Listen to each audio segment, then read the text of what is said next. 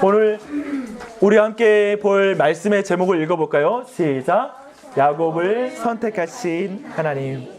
오늘은 이런 제목으로 갈 텐데요. 사실 오늘 우리 모두가 선택, 하나님이 선택하셨다라는 이 선택의 교리를 이해하는 핵심되는 부분을 살펴보고자 합니다. 여러분, 하나님, 우리가 늘 지금 그 창세기를 볼 때 이걸 처음 이 창세기 내용을 들은 사람이 누구라고 했죠? 처음 이 창세기 내용들을 들은 사람, 그 독자들은 출애굽한 이스라엘 백성, 지금 광야 가운데 있는 이스라엘 백성이 바로 이 창세기의 이 말씀을 가장 먼저 들었던 독자라는 걸 우리가 나눴어요. 그 이해 안에서 보는데요, 우리는 모세를 통하여 그 구원을 받는데, 모세를 하나님께서 부르실 때 모세가 하나님께 물어요. 하나님, 그럼 제가 저 백성들에게 가서 나를 보내신 하나님이 누구라고 말해야 됩니까? 라고 말했을 때 출애굽기 3장 15절 이렇게 말합니다. 하나님이 또 모세에게 이르시되 너는 이스라엘 자손에게 이같이 이르기를 너희 조상의 하나님 여호와 곧 아브라함의 하나님, 이삭의 하나님, 야곱의 하나님께서 나를 너에게 보내셨다 하라. 이는 나의 영원한 이름이요 대대로 기억할 나의 칭언이라. 즉, 하나님께서 자신을 소개할 때 물론 야훼, 나는 스스로 있는 자니라 라는 그 이름도 특별하게 주시기도 하지만, 자신을 소개할 때 세 명의 족장의 이름을 들어서 자신을 소개하는 걸 기뻐하시고, 이게 영원토록, 단순히 이스라엘 민족에게만 이렇게 소개할 게 아니라 영원토록 지금 우리에게까지도 아브라함 하나님, 이삭의 하나님, 야곱의 하나님으로 자신을 소개하기를 기뻐하신다는 거예요. 이 말은 뭘까요? 우리 모두가 이렇게 물어봐요. 하나님 도대체 누구야? 하나님은 어떤 분이야? 라고 말하면 하나님 이렇게 말씀하시는 거예요. 너희들이 나를 알고 싶다고? 너희들 결코 묵상, 또 관념, 철학, 그리고 면벽 수양, 한 벽을 보고 오랫동안 묵상하면 나를 깨달을 수 있는 게 아니다. 아브라함을 봐라, 야곱을 봐라, 이삭을 봐라. 나는 내 자신을, 내가 누구인지를 그 사람에게 새겨놨다. 그 인생 속에 내가 누구인지를 계시했다. 나는 단순히 어떤 철학과 사색을 통하여 도달할 수 있는 내 자신으로 계시한 게 아니라, 너희가 있는 삶의 자리와 역사 가운데 들어가 너의 인생 속에 들어가서 함께 호흡하며 그 시간과 공간을 살며 나를 계시하는 하나님이다 라고 이렇게 말씀하시는 거예요. 그래서 특별히 아브라함 하나님, 이삭의 하나님, 야곱의 하나님, 이 세 하나님, 이 세 족장에게 드러난 하나님에 대한 묵상과 그분의 계시된 내용들은 사실은 모든 성경의 내용을 이해하는 모판과 같아요. 중추신경이 이 세 사람에게 다가 있어요. 하나님이 어떤 분인지 알고 싶으면 이 세 사람을 깊이 연구하면 하나님이 어떤 분인지 알 수 있는 거예요. 그런데 오늘 우리가 보는 이 야곱, 여러분 깜짝 놀랄 사람입니다.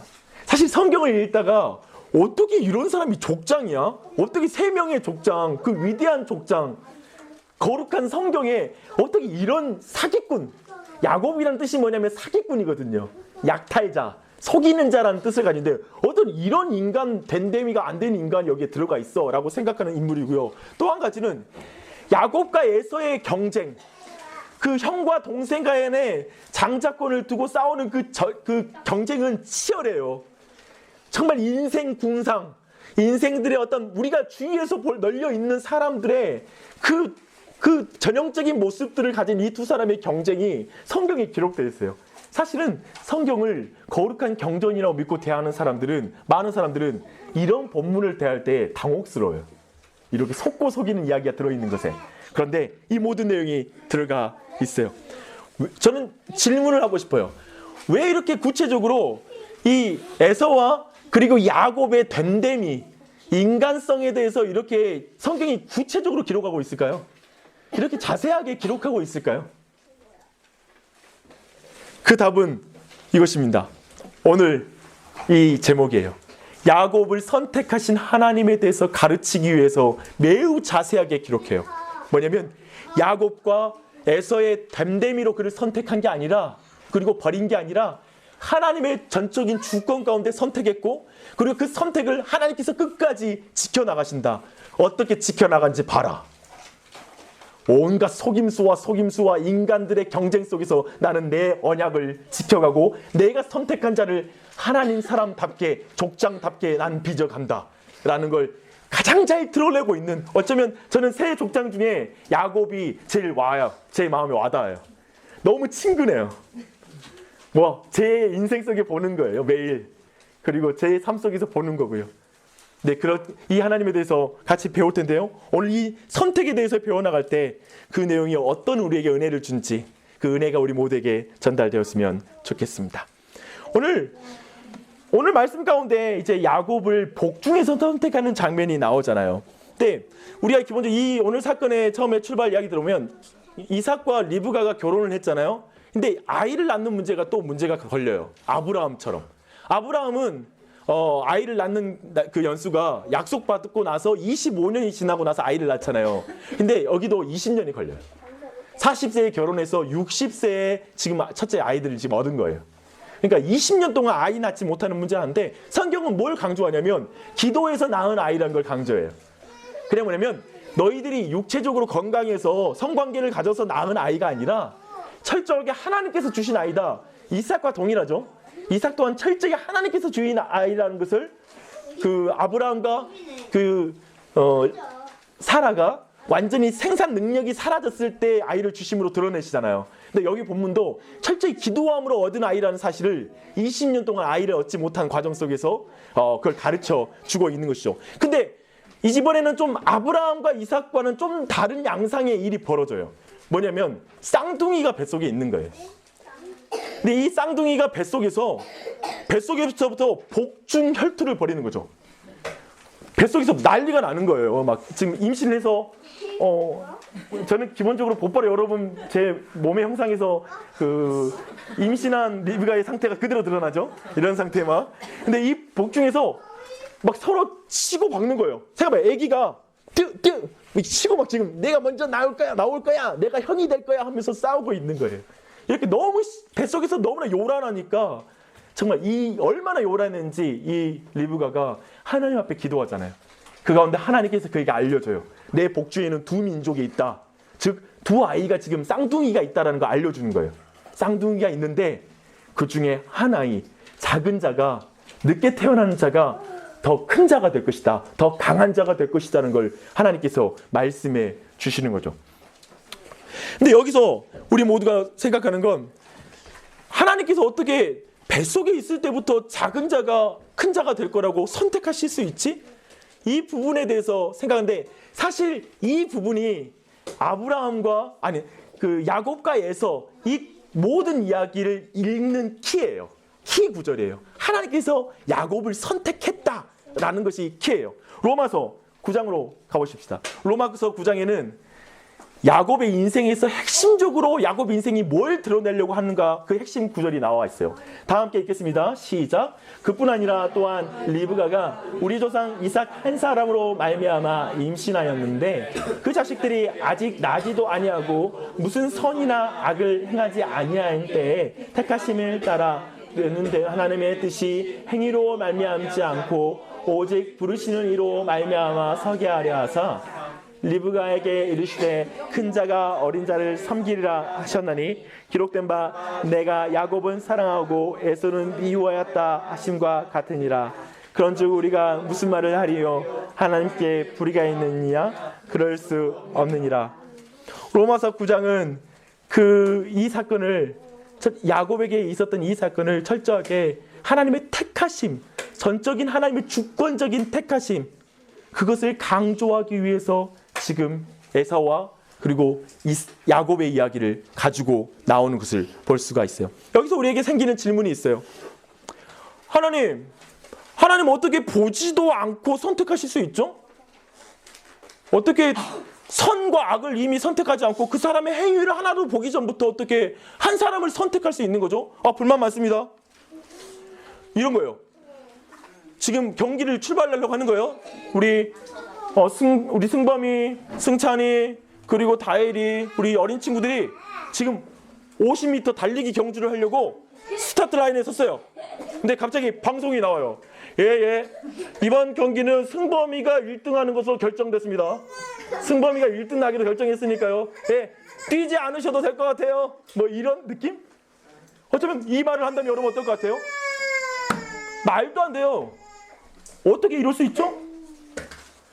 하나님 불의하신 거 아닙니까? 하나님 어떤 사람의 구체적인 그런 행동을 보고 결정해야지 왜 이렇게 기회도 주지 않고 이렇게 선택할 수 있죠? 여기에 대해서 우리 모두가 불만이 생겨요. 그리고 이거에 대해서 하나님 불의하다라는 생각을 해요. 이제부터 이 내용을 좀 풀 수 있는 두 가지 이야기를, 야곱의 에피소드를 들려드리도록 하겠습니다. 선택을 이해하는 중요한 키를 한번 발견해 보십시오. 질문하시면서 아마 구체적인 답은 좀 더 나중에 있을 거예요.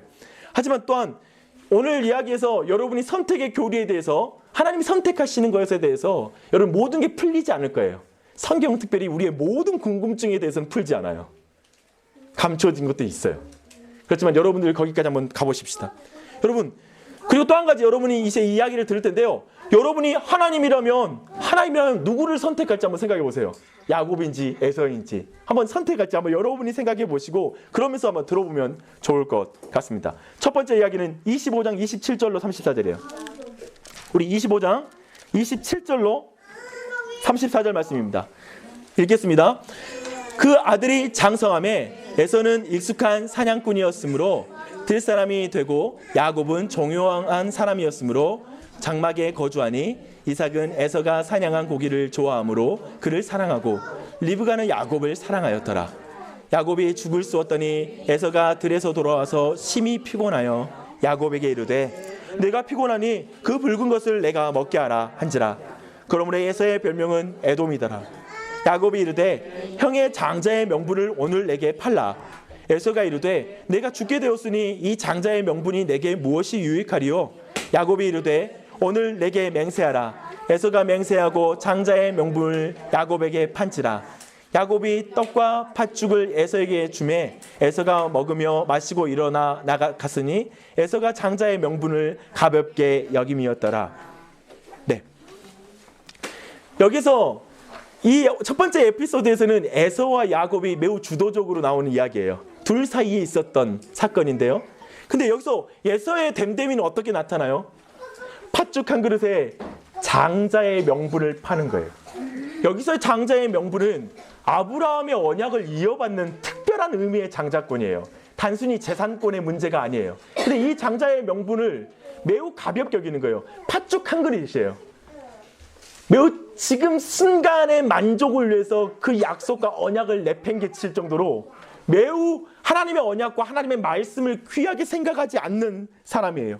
히브리서 12장 6절에는 이 사건을 놓고 이 야서는 망령된 자다라고 말해요.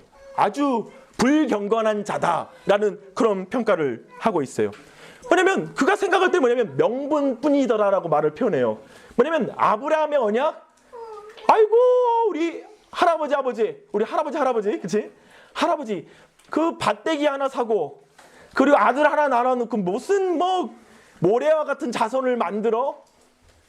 이름뿐인 이 하나님의 축복 아니야?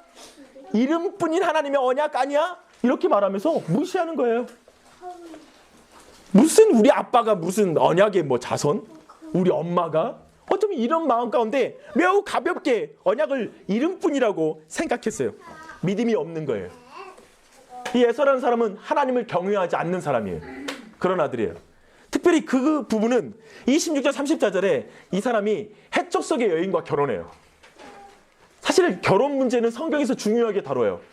어떤 불경건한 그 땅의 백성과 결혼하지 않을 거에서 계속 기록하고 있어요. 근데 그는 부모의 의견과 상관없이 자신 마음대로 원하는 여자와 결혼해서 사는 그런 불경건한 남자예요. 매우 육체적인 남자이죠. 제가 어디 가면 소개할 때 육체파 박목사라고 그러는데 먹는 거 좋아하잖아요. 우리 애서도 먹는 거 너무 밝혀요. 먹는 거 굉장히 중요한 사람이에요. 먹는 거에 따라서 언약도 내팽개칠 정도로 굉장히 먹는 게 중요한 사람이에요. 그런 사람이에요. 그런데요, 야곱은 어떤 사람으로 그려지고 있죠? 야곱은 매우 여성적인 사람으로 그려지고 있어요. 그리고 매우 내향적인, 그는 뭐냐면 텐트 속에서 계속 생활하는 남자예요. 상상해 보세요. 이 당시에 남성성 그리고 언약을 이어받아 갈 때 강력한 어떤 지도력과 전투력을 상징한다면 이 야곱이라는 사람은 매우 여성적이고 매우 무능해 보이는 남자의 전형이라고 할 수 있죠. 엄마 옆에서 요리를 도와주는 그런 남자이니까요. 물론 지금은 이런 남자 굉장히 좋은 남자잖아요. 그죠? 나쁜 남자 아니에요. 그죠? 밖으로 싸돌지 않고 굉장히 좋아요. 가정적인 남자. 그런 것인데요. 근데 이 사람은 형의 호시탐탐 형을 계속 지켜보는 사람이에요. 형의 장자권을 어떻게 하면 약탈할까? 내가 뱃속에서 나올 때 내가 억울하게 늦게 태어난 거 외에는 형하고 비교해서 내가 부족한 게 뭐야? 특별히 사실은 그 당시에 문화적으로든지 어떤 상황이든지 장자에게 장자권이 전달되는 거예요. 이름 자체가 장자권이잖아요. 당연한 건데 이 차자가, 즉 둘째 아들이 형의 장자권을 계속 호시탐탐 노렸다는 데에는 사실은 중요한 한 가지 우리가 짚어볼 내용이 있어요. 뭐냐면 리브가가 어렸을 때부터 어쩌면 이 야곱에게 내가 꿈꿨을 때, 내가 내 복중에 있을 때 너가 큰 자가 될 것이라고 하나님이 말씀하셨다는 말을 들었기 때문에 지금 이 정도의 계속 속이는 이 삶으로 나아왔다고 보는 게 훨씬 자연스러워요. 그는 어렸을 때부터 들었던 거예요. 그래, 하나님이 나한테 약속한 거라고. 너가 무슨 자격이 있어? 내가 기어코 그걸 뺏어버리고 말 거야 라는 마음 가운데 드디어 기회를 잡은 거예요. 그리고 배고파서 온 형의 그 약점, 먹는 것에 약한 그 남자, 그 거칠고 나쁜 남자를 친정 이제 드디어 걸고 넘어져서 드디어 그 팥죽 한 그릇에 그것을 빼앗아오는 약삭 빠르고 매도 교활하고 이 약탈자, 속이는 자라는 그 이름에 걸맞은 행동을 해요. 참 놀랍죠. 그런데 여기까지 이야기 들었을 때 여러분 누구의 손을 들어주고 싶습니까? 여러분이 하나님이라면 누구를 선택하시겠습니까? 방금 전에 둘 다 아니라고 말한 사람 누구예요? 누구죠? 네. 여러분 이 이야기 가운데 지금 야곱의 이야기 가운데 계속 하나님이 알려주려고 하는 건 뭐냐면 둘 다 자격이 없다라는 거 알려주고 싶은 거예요. 둘 다 하나님의 선택을 받을 자격이 전혀 없다라는 걸 강조하고 있는 거예요. 그들의 행위에서는, 그들의 됨됨이에서는 어떤 선택의 이유가 없다. 하나님의 주권적인 선택이다. 하나님 편에서의 일방적인 선택이다라는 걸 계속해서 강조하고 있는 거예요. 그렇다면 두 번째 이야기로 가십시다. 27장 1절로 13절이에요. 27장 1절로 13절 말씀입니다.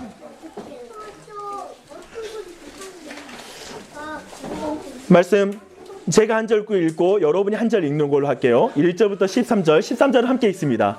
제가 읽습니다. 이삭이 나이 많아 눈이 어두워 잘 보지 못하더니 맏아들 에서를 불러 이르되 내 아들아 하매 그가 이르되 내가 여기 있나이다 하니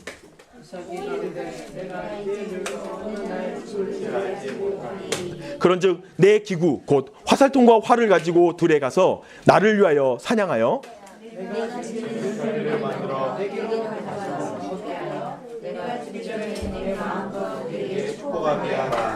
이삭이 그의 아들 에서에게 말할 때 리브가가 들었더니 에서가 사냥하여 오려고 들로 나갈새 리브가가 나가매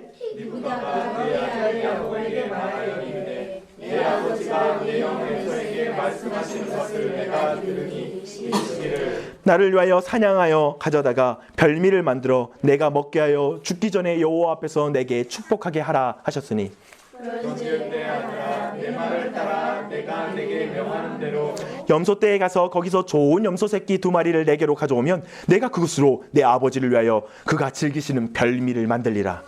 내가 그것을 내 아버지께 가져다 드려서 그가 죽기 전에 내게 축복하기 위하여 잡수시게 하라. 야곱이 그 어머니 리브가에게 이르되 내 형 에서는 털이 많은 사람이요 나는 매끈매끈한 사람인즉 아버지께서 나를 만지실 분인데 내가 아버지의 눈에 속이는 자로 보일지라 혹은 보사하고 저주를 받을까 하나이다. 함께 읽겠습니다.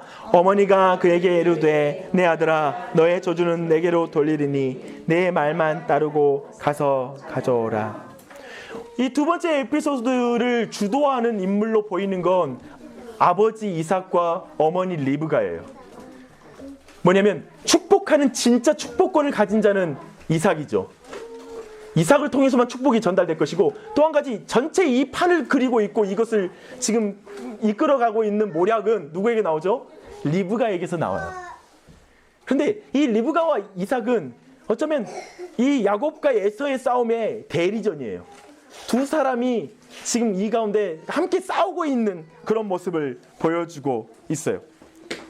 여러분, 이 질문 가운데 우리 모두가 아까 말했던 것처럼 리브가가 한번 전제할 거 뭐냐면, 리브가가 이미 이 야곱을 하나님이 선택하셨다는 내용을 이삭에게 말했을까 안 했을까를 우리가 한번 짚고 가야 돼요. 말했을 것 같아요? 말 안 했을 것 같아요? 말했을 것 같아요. 저도 말했다고 생각하는 게 자연스럽다고 생각해요. 뭐요? 어떤 거? 말 안 했을 것 같아요? 오케이. 그러면 내가 한번 이유를 설명해 볼게요. 말했을 것 같은 이유를 설명해 줄게요. 첫 번째는 뭐냐면, 당시에 축복권은 아버지에게 있었어요. 그렇기 때문에 자신의 꿈 가운데 하나님이 말씀하셨던 이 이상한 내용에 대해서 최소한 남편에게 가장 먼저 말하는 거, 남편에게 이런 꿈을 꿨다라는 말을 안 하는 게 더 부자연스러워요. 그걸 말했다는 이유의 한 가지 근거이고요. 두 번째는 뭐냐면, 굉장히 이 사안이 자체가 중대성이에요. 단순히 인간적인 세상에서 장자권을 주는 문제가 아니라 아브라함 언약의 문제, 하나님께서 직접 말씀하셨다는 문제에 있어서 이 사안의 중대성은 그냥 일반 가정에서 재산권을 중심으로 이루어지는 장자권의 수요의 문제가 아니에요. 굉장히 다른 문제가 포함되고 있는 거죠. 세 번째는 뭐냐면, 야곱의, 아까 우리가 처음에 봤던 것, 야곱의 장자권에 대한 집착이에요. 그 자체도 찾아가 장자권을 빼앗으려고 하는 그 모든 행동이 이미 이 이야기를 야곱에게, 이삭에게도 리브가가 말했고 야곱에게도 말했다라는 것이 자연스러운 해석의 한 가지예요. 또 한 가지는 뭐냐면, 야곱을 위해 오늘 본문을 보면 마지막 절에 13절에 보면 저주는 내가 받겠다. 혹시 이 일이 잘못되면 저주는 내가 받는다. 도대체 둘 다 아들이라고요. 나중에 야곱을 바다나라로 피신시키면서 말하는 게 뭐냐면, 내가 어찌 한날에 너와 너의 형 내 두 아들을 잃겠느냐라고 말해요. 즉 뭐냐면, 자기 큰아들을 사랑해요. 어떻게 큰아들을 미워하겠어요. 그렇지만 이 작은 아들에게 하나님의 장자권이 주어지는 것에 대해서 그 마음 가운데 저주를 받을지라도 이건 분명히 너가 받아야 된다라는 마음을 가졌던 거예요. 그 마음 안에서 분명히 이 내용을 충분히 그 이삭에게 계속 말했을 수 있어요. 아니라고, 지금 둘째 아들에게 줘야 된다는 말을 계속했지만 확고하게 거절당했고 더 이상 말할 수 없는 분명한 상황이 있었다라고 생각해요. 그게 더 자연스러운 해석일 것 같아요. 그렇다면 분명히 이삭이 리브가로부터 그런 이야기를 들었다라고 생각한 걸 가정하고 우리가 자연스러운 그 해석을 생각하면서, 이삭은 왜 하나님의 말씀을 무시하면서까지 에서를 사랑한 것일까요? 왜 그렇게 사랑할까요? 제가 그 이유를 한번 설명해 드릴게요. 이게 어쩌면 또 다른 우리가 이삭과 그리고 리브가의 됨됨이 가운데 하나님의 선택을 어디에다 둘 것인가에 대한 기준점이 될 수 있어요. 첫 번째는 문화적으로 장자권은 큰아들에게 가야 돼라고 이삭은 생각했을 거예요. 당연하잖아요. 큰아들이니까 큰아들에게 장자권이 가는 게 마땅해 라는 그 아버지로서 큰아들이 가야 된다는 그 당연한 그런 순리, 육체적인 순서, 그거에 대해서 생각하는 것이죠. 두 번째는 뭐냐면, 먹는 게 맞았어요. 두 사람이 굉장히 25장 28절 보세요. 아까 우리가 봤던 내용인데요. 이삭은 에서가 사냥한 고기를 좋아함으로 그를 사랑하고, 성경이 밝히고 있는 거 뭐냐면 에서를 사랑했대요. 근데 왜냐하면 그가 사냥해서 가져온 고기가 좋았대. 아무튼 회를 쳐먹었던지, 회를 아주 여기서 쳐먹었다는 거, 회를 쳐서 먹었다는 거, 회를 먹었던지 뭐 어찌된 이유인지 모르겠는데 그 고기를 너무 좋아하는 거야. 아무튼 그래서 너무나 즐거웠기 때문에 그를 사랑했다는 표현을 쓰고 있어요. 그리고 또 극적인 게 뭐냐면 27장 4절이에요. 보면 축복을 해주는 데 있잖아요. 그냥 축복 안 해줘요. 이삭이 노련해. 이번 기회에 맛있는 거 얻어 먹어보자. 이번 기회에 사냥을 해가지고 그거 먹고 축복해 주겠다고 말하는 거예요. 아무튼 먹는 게 너무 맞아. 정말 성경이 재밌어요. 또 세 번째는 뭐냐면, 굉장히 이 야곱이라는 사람은 남성적이고 전투력이 있는 사람이에요. 거기 안에서 어쩌면 마땅히 우리 집의 재산을 지켜나갈 수 있는 실질적인 장자로서의 지도력이 있다라고 평가했을 거예요. 그 근거로는 27장 27절이에요. 그가 가까이 가서 그에게 입맞추니 아버지가 그의 옷에 향취를 맡고 그에게 축복하여 이르되 내 아들의 향취는 여호와께서 복을 주신 밭의 향취로다. 즉 들의 향취로다라고 말하는 거예요.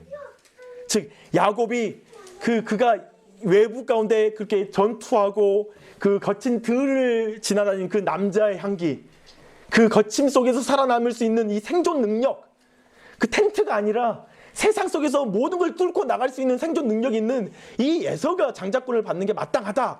그리고 그 향취를 자기가 좋아했다라는 걸 분명하게 밝히고 있어요.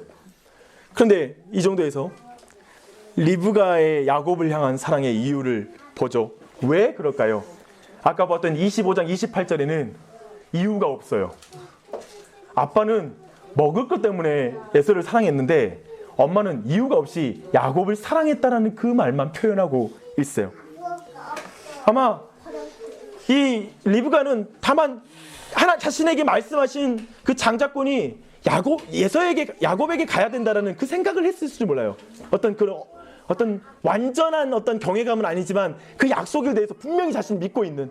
왜냐하면 여성들일수록 뱃속의 아이에게 더 민감하고 그 뱃속에 있을 때 하나님 말씀하신 것에 더 민감한 게 실질적으로 엄마들이 더 민감하니까 어쩌면 그 민감함 가운데 그걸 지켜나가는 여성의 마음이었을 줄 몰라요. 그러나 또 한 가지는 이 여인의 마음에는 하나님의 방법이 아니라 어떤 속임수를 써서라도 그리고 어떻게 해서라도 이 장자권이 야곱에게만 가면 된다라고 말하는 그 무서운 집착이 있었어요. 엄마의 집착 무섭죠? 그 무서운 집착이 여기 안에 있어요. 하지만 그 집착을 하나님이 사용하신다는 게 놀랍죠. 여러분 이제 질문합니다. 누구의 손을 들어주고 싶습니까? 리브가의 손을 들어주고 싶습니까? 이삭의 손을 들어주고 싶습니까? 둘 다 아니야. 둘 다 아니야. 성경이 말하는 거 뭐냐면 둘 다 자격이 없다라는 거예요. 그래서 이 전체 스토리가 그걸 말하고 있는 거예요. 이삭도 리브가도 하나님의 선택을 이해하지 못하고 행동하고 있어요. 먼저 언약을 가진 부모된 위치에서 자기의 자식들을 향한 하나님의 선택과 그 계획에 대해서 어떤 감각도 없이 지금 행동하고 있어요. 엄마도 아버지도 마찬가지예요. 여러분 이제 좀 적용적인 이야기를 나누죠. 오늘날에도 우리 모두가 이 이삭과 리브가 야곱과 에서를 우리 주위에서 보고 있지 않은지 한번 돌아보십시다. 사실 우리는 있잖아요. 이런 에서와 야곱을 주위에서 보고 있어요. 세상에 지극히 작은 것에 언약을 포기하는 사람이 있습니다. 세상에 지극히 작은 물질, 명예, 그리고 좋은 집, 자신의 취미, 자아 실현, 직장에서의 성공, 어떤 이 모든 것에 언약을 헌식처럼 버려버린 사람도 있어요. 중요한 믿음의 가치를 버려버리는 사람이 있어요. 그걸 중요하게 생각하지 않는 거예요. 하나님? 됐어. 그 밑도 끝도 없는 말 하지 말고 그냥 내 손에 쥐어지는 이 물질적인 장자권만 내게 있으면 돼. 재산권만 있으면 돼. 아브라함의 언약? 됐다고 해. 뭐나 줘버려. 뭐에게나 줘버려. 이런 마음 가운데 대하는 사람 말입니다. 음식과 음료 한 잔에도 기꺼이 하나님의 명예를 버리기 일수인 사람, 육체를 믿는 사람, 인간적인 조건, 내가 실력 있고 첫째 아들이면 받을게 충분하지 뭐. 나 인간적으로 이렇게 건강하고 그리고 전투력 있고 생존 능력 있으면 하나님께 복 받는 거 당연하지 뭐. 어쩌면 이렇게 생각하는 이상 말입니다. 어쩌면 우리의 마음 안에도 한 구석에 있을 거예요. 그리고 이 세상 가운데 우리는 충분히 볼 수 있습니다. 육체의 정욕대로 사는 사람, 자기 좋은 대로 취하고 좋은 대로 사람을 만나고 좋은 대로 쾌락을 즐기는 사람, 그런 사람을 우리는 볼 수 있습니다. 두 번째는 뭐냐면 야곱과 같은 사람을 우리는 주위에서 볼 수 있습니다. 하나님의 자녀라는 특권을 가졌어요. 하지만 그 특권으로 다른 사람을 무시하는 사람, 다른 사람을 약탈하는 사람. 복의 근원이 놀라운 거 뭐냐면 성경에 복의 근원인 야곱이 옆에 있는 사람을 약탈해버려요. 신자가 불신자를 약탈해버려. 거덜내버려. 그러면서 말하기 뭐냐면 난 하나님께 당연히 축복받은 사람이야. 난 저 사람들은 하나님께 버림받은 사람일 수 있고 그냥 하나님 믿지 않는 완악한 사람이잖아. 그 사람 뭐 무시받는 거 당연한 거 아니야? 어쩌면 그렇게 자신에게 주어진 특권을 가지고 다른 사람 위에 군림하는 것, 어쩌면 다른 사람을 무시하는데 그 특권을 사용하는 것, 그 모습을 볼 수가 있어요. 뭐냐면 신자인데 불신자와 크게 다르지 않다라는 거예요. 그 개인적인 조건 가운데 전혀 그를 선택했다라고 말할 수 있는 이유가 보이지 않는다라는 거예요. 너무 탐욕적인가라는, 심지어 영적인 욕심이라는 말로 포장된 무수한 약탈이 신자들 앞에서 자행되는 거예요. 영적으로 축복받다는 이유로 거대한 건물로 모든 사람들 약탈하는 것. 어쩌면 거대한 교회를 지어서 지역에 있는 작은 교회들 다 약탈해 나가는 것. 그걸 전혀 생각 없이 그럼 시장 경제가 그런 거 아니야? 영적인 것도 부익부 빈익빈일 뿐이야 라는 어떤 거대 논리. 어쩌면 그런 게 우리의 주위에서 보고 있는 거 아닌가요? 선택받았다고 거들먹거리며 더 탐욕적인 그리스도인들을 보고 세상은 끌끌 혀를 차요. 어쩌면 그 모습이 야곱 안에 우리가 볼 수 있는 모습이기도 하죠. 세 번째는 자녀를 하나님의 언약대로 키우지 않는 이삭의 모습을 볼 수 있어요. 언약 안에서 자식을 볼 줄 모르는 거예요. 그저 내 육체와 내 욕망, 내가 좋아하는 것을 성취해 나가는 존재로 자식을 보는 것. 그 수준에서 자식을 이해하며 키우는 것. 그저 자식에게 하나님의 언약, 어떤 하나님의 계획, 그런 어떤 중요한 개념에 대해서 그 아이에게 이루어지는 것에 관심 없는 것. 자녀가 누구랑 결혼하는 것 상관없이 보는 것. 어쩌면 이삭 안에 있는 영적인 어떤 문제였던 것 같습니다. 세 번째는 이 리브가를 우리 주위에서 그리고 자신 안에 볼 수 있어요. 왜냐하면 성경의 언약에 대한 몰이에요. 도대체 복의 근원이라고 말하는 이 부르심이 어떤 의미인지 전혀 이해하지 못하는 엄마예요. 잘 되는 아들을 위해서는 어머니의 이 무서운 집착, 열심, 내가 저주받아도 되니까 너만 복받으면 돼. 이거 많이 보지 않았어요? 어디선가 맡았던 향기 아니에요? 엄마의 향기? 제가 어렸을 때 그런 글을 썼어요. 전도서 하는데 우리 엄마를 보는데 너무나 내 삶을 위해서 헌신적인 거예요. 그래서 이런 글을 썼어요. 엄마처럼 목회하고 싶다. 근데 결혼하고 나니까 엄마가 객관적으로 보이더라고요. 우리 어머니가 마더 테레사인 줄 알았죠. 우리 엄마는 정말 완전하게 헌신하는 성육신의 나에게 보여준 그분이신 줄 알았어요. 근데 그분이 나에게만 그렇다는 사실을 깨달았어요. 아내에겐 그렇지 않구나. 전혀 아내에 대해서 배려하지 않으시는구나. 이걸, 그리고 저렇게 무자비할 수 있구나라는 걸 보고 나서 어머니처럼 목회하면 안 된다 라는 사실을 뼈저리게 느꼈어요. 왜냐면 이 어머니들의 집착 말입니다. 내 아들만 복 받을 수 있다면, 그런 말 한다잖아요. 이렇게 주님의 뜻대로 어디든지 가오리다 하면 사람들이 모두 아멘 하는데 이렇게 아멘 한다잖아요. 저 옆집 아들에게 아멘입니다. 내 아들 말이고요. 아니고요. 막 마치 이런, 어쩌면 그런 거 말입니다.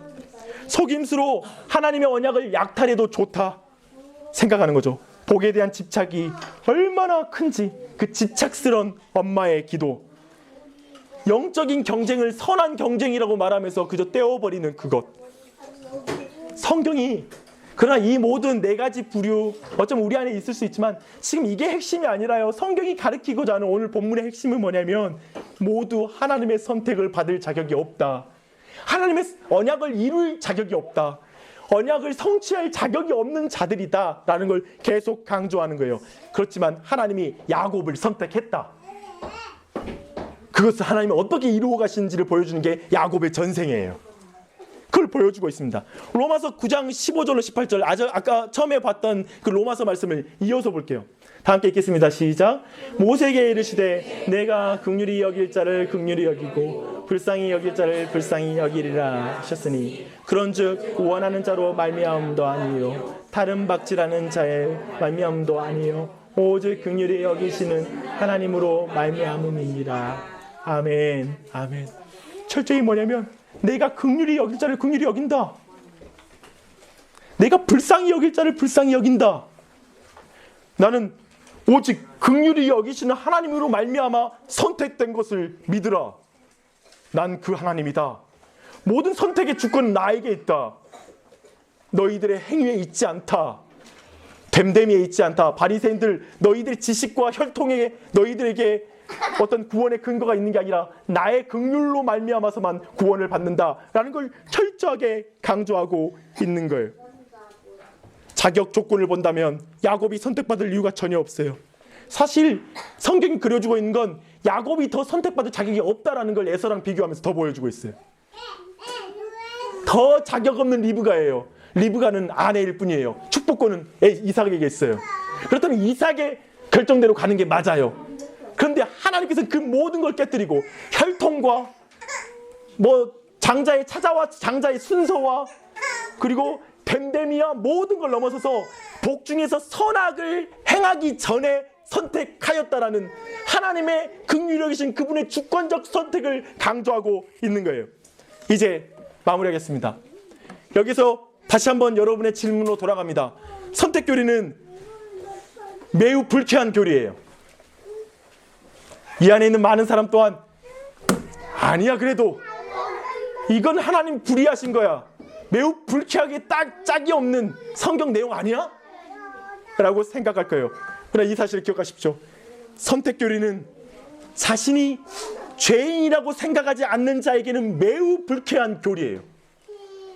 그런데 선택 교리는 오직 자신이 구제불능인 죄인이며 죄로 벗어날 수 없으며 죄로 말미암아 마땅히 심판받기에 합당한 존재라는 이 사실을 인정하는 자에겐 크나큰 은혜예요.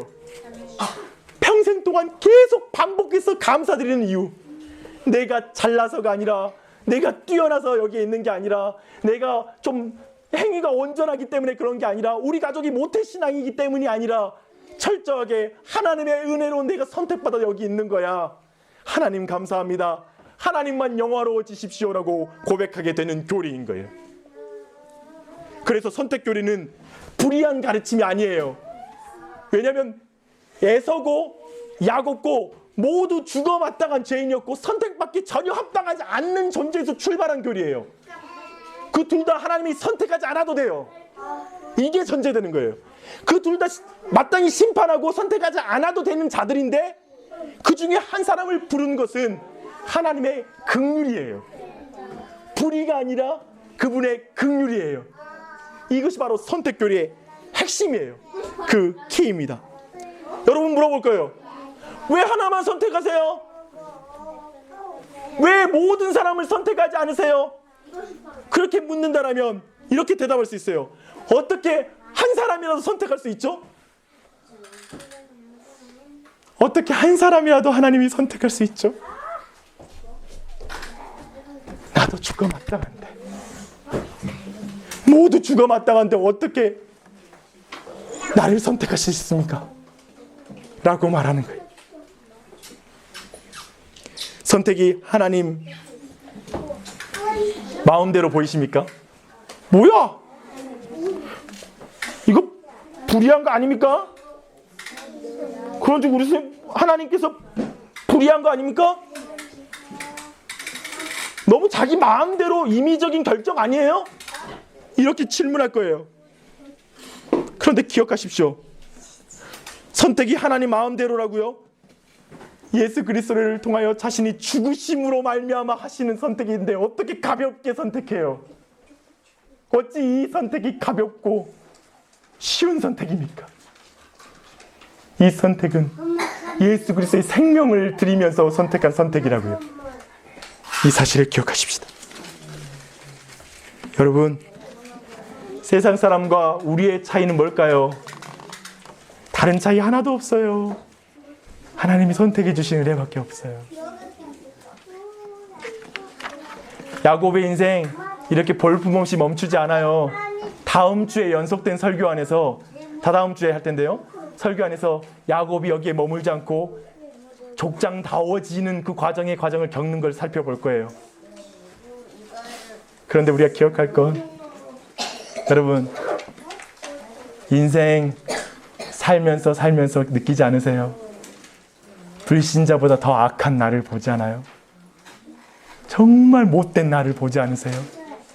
내가 교회 안에 있다는 게 믿어지지 않는 나 같은 게 그때 깨달아요.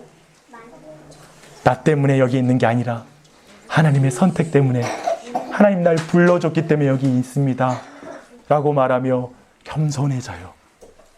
주님만을 높이고 주님만을 찬양하게 돼요. 그게 바로 선택교류의 유익이고 목적입니다. 그분만을 높이는 것. 기도하시겠습니다.